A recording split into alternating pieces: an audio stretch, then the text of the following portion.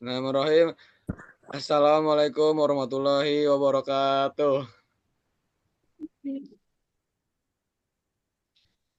Ya, di sini saya sebagai direktur dari 969 Drafting Guy, dibuat oleh PT Tuen Cycle Nusantara. Di sini saya akan menjelaskan presentasi dari kelompok kita. Pertama, ada yang namanya latar belakang. Latar belakang, perkembangan industri fashion di Indonesia terus mengalami peningkatan seiring dengan perubahan gaya hidup masyarakat serta meningkatnya kesadaran terhadap pentingnya konsumsi yang lebih ramah lingkungan. Salah satu tren yang berkembang pesat adalah thrifting, yaitu kegiatan yang membeli dan menjual pakaian bekas berkualitas yang masih layak dipakai. Selain menawarkan harga yang lebih terjangkau, sudah pasti produk thrifting juga memberikan pilihan fashion yang unik, berkualitas, mendukung konsep berkelanjutan yang bisa dibilang sustainable fashion. Kondisi ini menjadi peluang untuk menjanjikan bagi pelaku usaha atau bisa dibilang penjual untuk mengembangkan bisnis di bidang penjualan pakaian thrifting ini. Nah, maka dari itu, PT Two and Cycle Nusantara merupakan perusahaan yang bergerak di bidang penjualan produk thrifting dengan menyediakan berbagai jenis pakaian seperti kaos, kemeja, jaket, hoodie, dan celana, dan berbagai produk fashion lainnya yang sedang ramai di kalangan-kalangan saat ini. Terus yang telah melalui proses seleksi kualitas sebelum dipasarkan kepada konsumen. Perusahaan ini didirikan dengan tujuan menyediakan produk fashion berkualitas dengan harga yang terjangkau sudah pasti, karena agar mencukupi kantong di kalangan zaman sekarang. Khususnya di generasi muda yang ingin tampil modis tanpa harus mengeluarkan biaya yang tinggi. Lanjut lagi,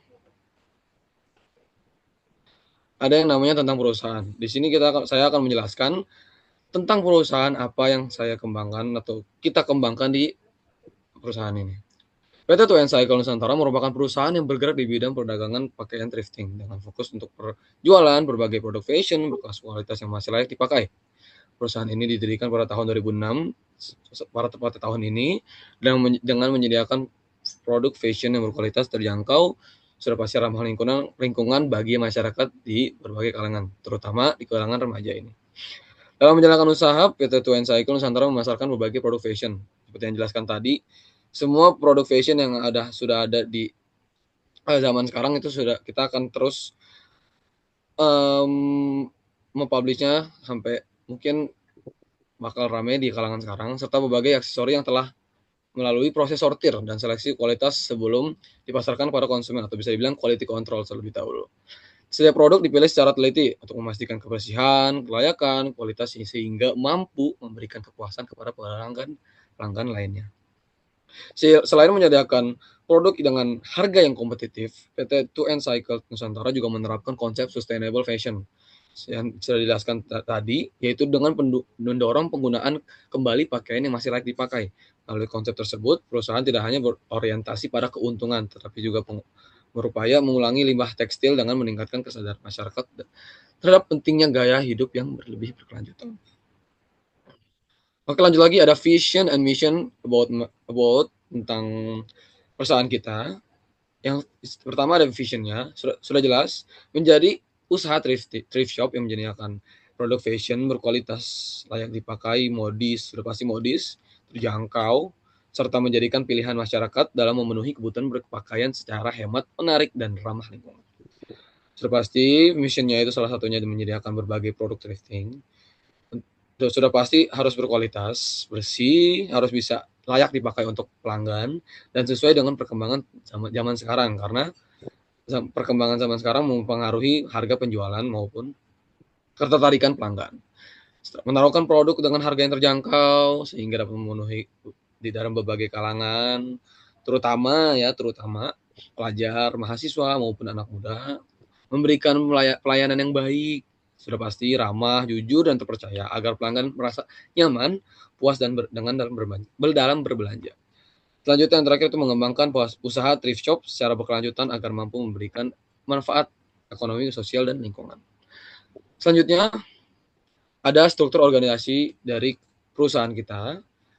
Yang pertama ada saya sendiri, yaitu Muhammad Habib Istiansyah sebagai direktur. Yang kedua ada Farel sebagai general manager. Yang ketiga ada human resource atau bisa dibilang manajer SDM sebagai Ruliansyah, ada Juanda sebagai operation production, ada Rifai sebagai strategy manager, ada Echa sebagai marketing manager, Novi sebagai finance manager, dan terakhir Radit sebagai IT manager. Selanjutnya ada fungsi manager yang bisa dibacakan oleh general manager saya, yaitu Farel. Silakan. Baik, di sini untuk fungsi manajemen terbagi dari empat, yaitu yang pertama adalah planning atau perencanaan. Jadi di sini kami mengidentifikasikan tren pakaian vintage dan retro komoditas generasi Z, merencanakan target supplier bal segel, menentukan standar kelayang barang, menyusun strategi kurasi produk, serta menetapkan target penjualan dan kebutuhan biaya operasional. Yang kedua, organizing atau perorganisasian, membagi tugas dan tanggung jawab setiap anggota sesuai bidangnya, seperti tim hunting barang, tim laundry atau cuci bersih, tim fotografer produk, hingga tim admin marketplace, agar pekerjaan berjalan efektif dan terstruktur. Yang ketiga, actuating atau pelaksanaan. Setiap divisi menjalankan tugas sesuai rencana, mulai dari proses penyortiran kain, pencucian higienis atau deep cleaning, sesi foto katalog estetik, pemasaran digital, hingga manajemen keuangan dan pengemasan pesanan untuk mendukung keberhasilan bisnis. Dan yang terakhir yaitu controlling atau pengendalian. Melakukan evaluasi berkala terhadap kualitas kebersihan pakaian, efektivitas promosi media sosial, tingkat perputaran stok barang, serta kepuasan pelanggan atas kondisi fisik produk sebagai dasar perbaikan dan pengembangan perusahaan.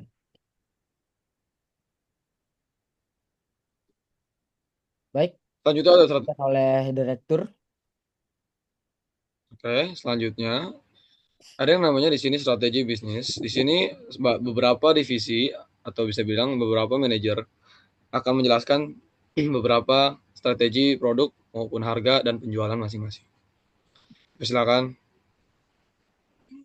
Oke, untuk strategi produk, kita menawarkan harga kompetitif sesuai kualitas produk, lalu memberikan promo, diskon, dan bundling pada momen tertentu, lalu menyediakan harga terjangkau untuk berbagai kalangan.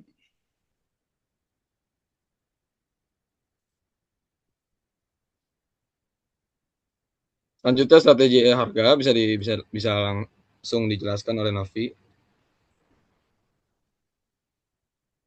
Baik, di sini saya sebagai strategi keuangan, saya akan menjelaskan strategi harga, yaitu menawarkan harga yang kompetitif sesuai kondisi dan kualitas produk.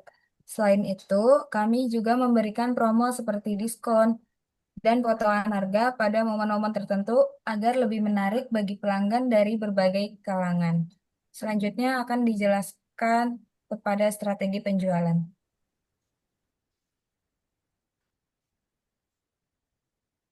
Di sini ada strategi penjualan. Yang pertama, kita memanfaatkan Instagram, TikTok, WhatsApp, dan Marketplace sebagai media promosi. Yang kedua, membuat konten menarik seperti katalog, try-on, dan tip fashion. Yang ketiga, di sini membangun loyalitas pelanggan melalui pelayanan yang baik dan testimoni. Oke, lanjut lagi. Di sini ada timeline pelaksanaan. Mungkin timeline pelaksanaan bisa dilanjutkan penjelasannya oleh strategi manager, yaitu Rifai. Silakan.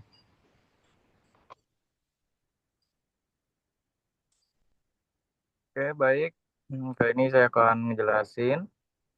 Minggu pertama itu kita membuat kelompok organisasi, dan yang kedua kita diskusi bisnis yang akan dibuat supaya akan pasti bisnis yang kita akan buat. Lalu minggu ketiga kita pembagian divisi, visi misi, pembuatan logo, karena supaya PT kita ini jelas akan jadinya. Terus minggu keempat riset, prior, thrift. Terus minggu kelima survei produk, melakukan pembelian. Dan di minggu ke-6, diskusi penentuan harga, modal, desain, stiker untuk gift dan quality control. Dan di minggu ke-7, kita melakukan diskusi produk yang akan dijual, foto produk, dan membuat katalog. Dan selanjutnya di minggu ke-8, promosi produk yang akan kita launching. Dan di minggu ke-9, kita akan memposting produk yang siap kita untuk jual. Dan di minggu ke-10 yang kita lakukan adalah open order. Oke, kita lanjut. Di sini ada kinerja divisi masing-masing, yang dimana masing-masing divisi manajer akan menjelaskan kinerjanya dalam beberapa minggu ini. Yang pertama ada saya, yaitu sebagai direktur. Di sini sudah pasti saya akan memimpin dan bertanggung jawab penuh atas keberlangsungan usaha yang kita jalankan ini. Yang kedua, sudah jelas menetapkan visi, target, serta arah perkembangan bisnis secara jangka yang panjang. Dan yang terakhir, mengambil keputusan akhir atas hal strategis yang melibatkan seluruh divisi manajer. Selanjutnya ada general manager. Baik, saya Farel Aulia sebagai General Manager. Jadi di sini saya bertugas untuk mengawasi dan mengkoordinasikan seluruh kegiatan operasional usaha, lalu memantau kinerja tiap divisi serta mengevaluasi kendala yang ada. Dan yang terakhir yaitu mengambil keputusan strategis terkait pengembangan bisnis. Selanjutnya manajer SDM.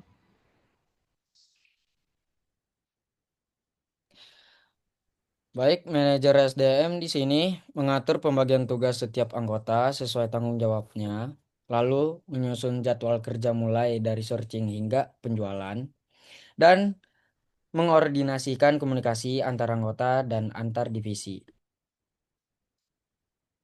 Oke, selanjutnya bisa dilanjutkan oleh manajer operasi dan produksi. Oke, saya sebagai manajer operasi atau produksi, jadi kinerja saya memilih dan menyeleksi pakaian bekas yang masih layak dan berkualitas, lalu melakukan penyortiran, penyucian, penyetrikaan, hingga pelabelan harga, lalu mengontrol kualitas produk agar tetap bersih dan rapi sebelum dijual. Oke, di sini ada manajer keuangan pemasaran. Manajer keuangan, silakan. Baik, saya Novia Diasa Fitri sebagai manajemen keuangan. Tugas saya adalah mengelola modal awal dan seluruh biaya operasional usaha, lalu juga mencatat arus pemasukan dan pengeluaran selama kegiatan kami berlangsung. Lalu juga terakhir saya menghitung laba rugi sebagai dasar evaluasi usaha kami. Oke, selanjutnya manajer pemasaran. Selanjutnya, saya sebagai manajer pemasaran, yang pertama menyusun strategi promosi agar produk dikenal dan penjualan meningkat.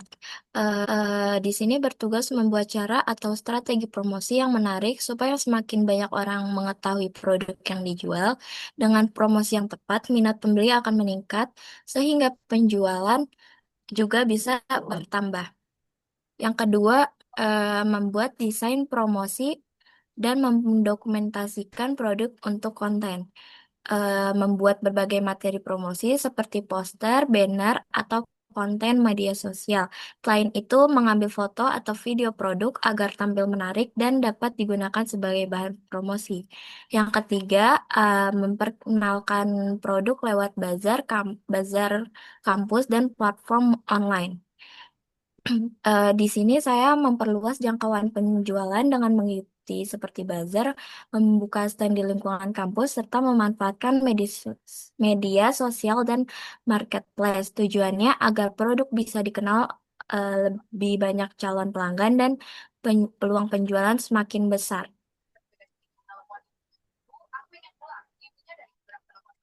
Oke, selanjutnya manajer teknologi informasi dan manajer strategi. Manajer teknologi informasi, bisa diwakilkan dulu. Baik, saya mewakilkan manajer teknologi informasi. Jadi di sini bertugas untuk memanfaatkan media digital, yaitu seperti sosial media, Instagram, TikTok, WhatsApp, untuk promosi. lalu mengelola informasi dan komunikasi dengan pelanggan secara online, dan yang terakhir yaitu mendukung kegiatan operasional lewat pemanfaatan teknologi. Selanjutnya manajer strategi.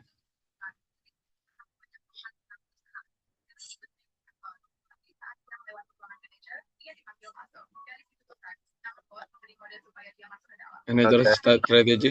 Oke. Oke, maaf. Saya akan menjelaskan 3 poin. Menentukan harga yang kompetitif sesuai kualitas produk. Dan yang kedua, merancang promo, diskon, dan bundling di momen tertentu. Dan yang poin ketiga, memanfaatkan media digital untuk konten promosi dan membangun realitas pelanggan.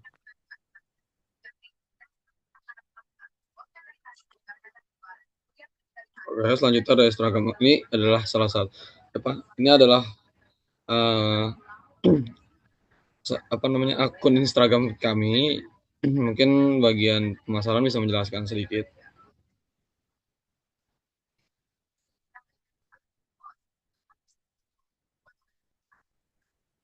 Iya, di sini kita udah mempromosikan atau menjual 2 produk eh,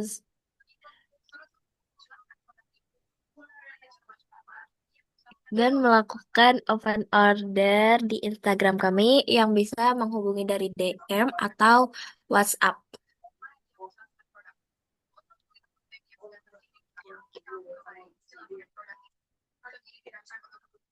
Oke, lanjutnya adalah laporan penjualan. Bisa dilanjutkan oleh manajer keuangan. Silakan. Baik, pada slide ini saya akan menjelaskan laporan penjualan yang menjadi dasar dalam memantau kondisi keuangan usaha kami. Laporan ini saya susun untuk mencatat seluruh aktivitas keuangan secara sistematis sehingga setiap pemasukan dan pengeluaran serta keuntungan dapat diketahui oleh semua divisi dengan jelas. Bagian pertama adalah data pemasukan penjualan. Nah, pada tabel ini saya dicatat seluruh transaksi yang terjadi meliputi tanggal penjualan, nama produk, jumlah barang yang terjual, serta nilai penjualannya.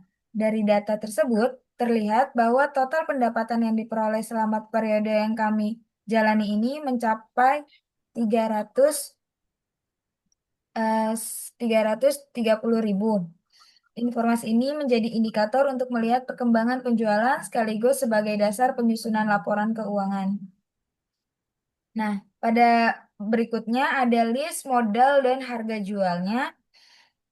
Tabel ini saya menunjukkan besarnya modal yang dikeluarkan untuk memperoleh setiap produk serta harga jual yang ditetapkan kepada konsumen.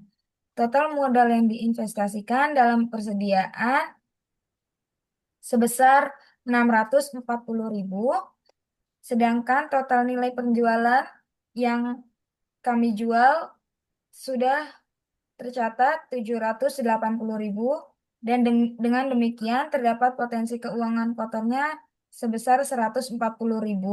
Sebelum dikurangi biaya operasional, penetapan harga dilakukan dengan mempertimbangkan biaya perolahan barang, kondisi produk, harga pasar, dan target keuntungan agar usaha kami tetap mampu bersaing. Lalu, pada bagian biaya pengemasan, seluruh pengeluaran yang berkaitan dengan proses pengemasan dicatat secara rinci, seperti pembelian plastik, stiker, dan juga ziplock. Itu saya catat agar semuanya tercantum dan jelas. Pengeluaran ini tetap perlu dikendalikan karena berpengaruh terhadap laba bersih yang diperoleh oleh perusahaan kami. Secara keseluruhan, laporan penjualan ini menunjukkan bahwa pengelolaan keuangan usaha kami dilakukan secara terstruktur dan transparan. Seluruh transaksi telah terdokumentasikan dengan baik sehingga memudahkan proses pengawasan identitas, perhitungan laba, serta evaluasi terhadap efisiensi biaya. Dan kedepannya kami akan terus mengoptimalkan pengelolaan keuangan agar usaha kami dapat berkembang secara berkelanjutan dan menghasilkan keuntungan yang lebih maksimal.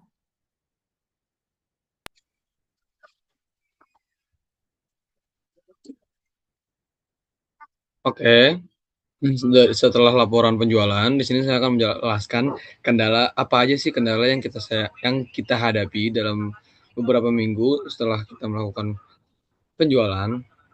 Yang pertama ada yang namanya koordinasi tim yang kurang optimal. Di sini karena adanya jadwal kuliah, aktivitas anggota yang berbeda-beda menyulitkan koordinasi. Jadi menyebabkan keterlambatan dalam pencarian stok, pengambilan foto untuk diperjualbelikan hingga proses penjualannya juga. Nah, jadi itu adalah salah satu kendala yang bisa dibilang lumayan berat untuk kita karena keterbatasan waktu dan tempat gitu. Selanjutnya ada keterbatasan modal sudah pasti karena modal yang terbatas bisa menghambat penambahan jumlah stok pakaian yang akan kita jual belikan. Jadi dari kita pun sulit untuk menyediakan produk-produk yang berkualitas sesuai pasar yang secara konsisten kadang naik kadang turun. Misalkan kita beli yang agak atau mungkin harganya tidak terlalu naik. Namun walau memang kita harus menyediakan stok yang lumayan, itu kita membutuhkan modal yang lumayan banyak. Yang terakhir yaitu persaingannya pasar yang ketat. Memang banyak pelaku usaha yang serupa menawarkan produk yang sejenis di media sosial maupun marketplace dan lain sebagainya. Dan tren fashion yang cepat berubah ini menuntut penyesuaian produk secara terus-menerus. Jadi karena persaingan pasar yang ketat dan produk yang terus-menerus menghadapi penyesuaian, dari kita tuh banyak kekurangan dalam memilih sesuatu gitu, dalam memilih hal yang akan kita jual. Dan tidak semua pakaian dari pemasok itu berkualitas baik, sehingga perlu diproses seleksi lebih teliti.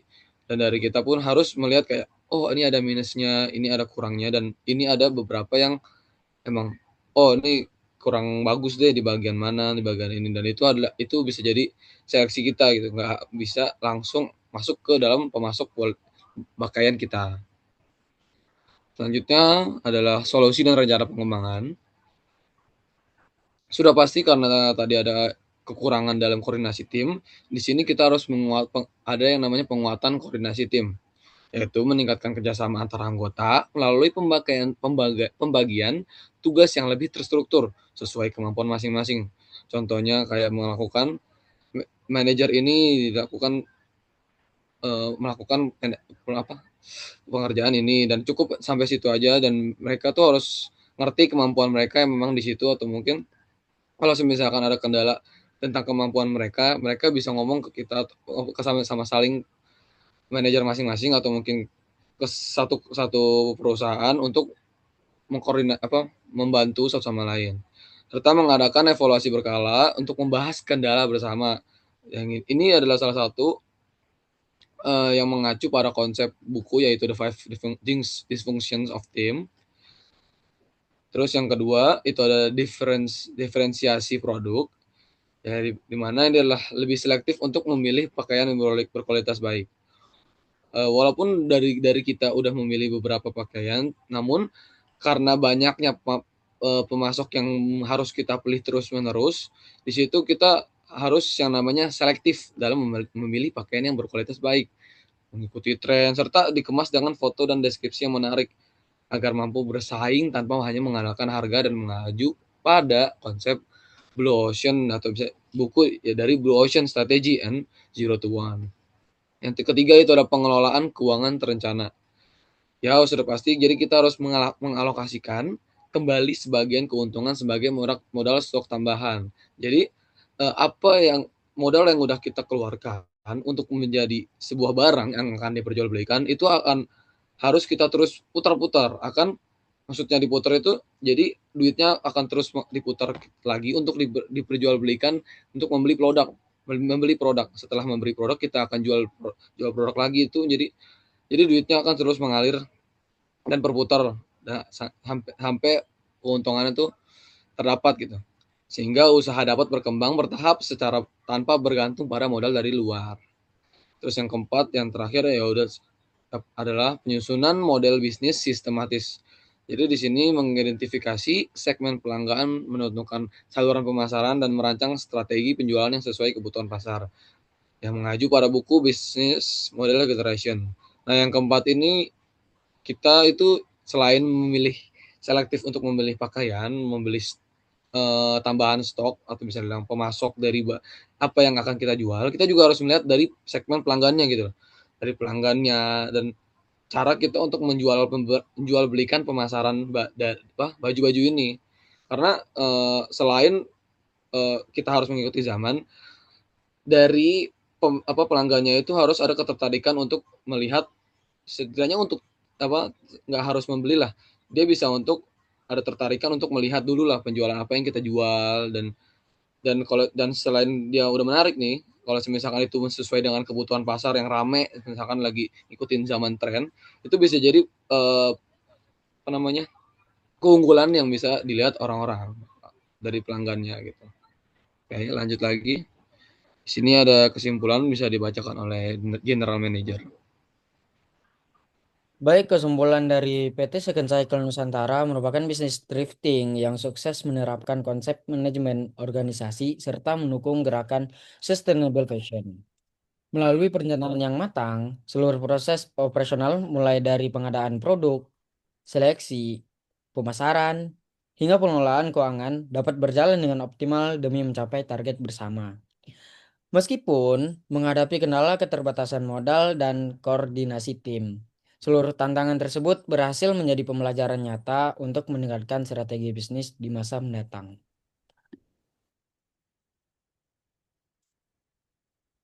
Oke, di sini sudah mencapai penutup. Mungkin terima kasih untuk presentasi kali ini. Kurang lebihnya mohon maaf dari kita. Assalamualaikum warahmatullahi wabarakatuh.